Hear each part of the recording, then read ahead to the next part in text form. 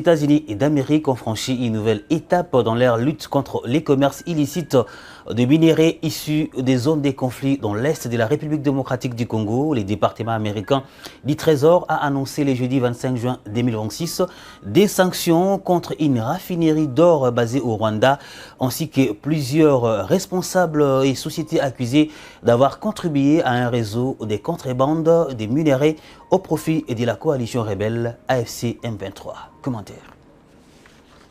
Selon les communiqués officiels de l'Office of Foreign Asset Control, organe chargé de l'application des sanctions américaines, ces mesures visent à perturber les circuits financiers liés à l'exploitation illégale des ressources naturelles congolaises et au financement des groupes armés actifs dans l'Est de la RDC.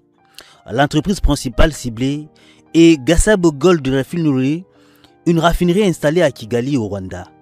D'après les autorités américaines, cette structure aurait servi de relais dans un système permettant l'acheminement et la transformation d'or dans des territoires de l'Est congolais contrôlés par l'AFC M23. Washington affirme que cette raffinerie aurait collaboré avec des responsables rwandais et des éléments liés au M23 afin de faciliter la sortie de l'or provenant des zones minières situées notamment dans la province du Sud Kivu. Les autorités américaines accusent également des acteurs militaires rwandais d'avoir assuré la sécurisation du transport de ces minerais jusqu'au Rwanda. Dans son rapport, le département américain du Trésor indique qu'au moins 60 kilos d'or représentant une valeur de plusieurs millions de dollars américains auraient été transférés depuis l'Est de la RDC vers Gasabo Gold Refinery au cours des premiers mois de l'année 2026. Selon Washington, cet or aurait été extrait dans des zones minières sous influence de l'AFC M23 avant d'être transporté vers le Rwanda où il aurait été raffiné puis intégré dans les circuits commerciaux.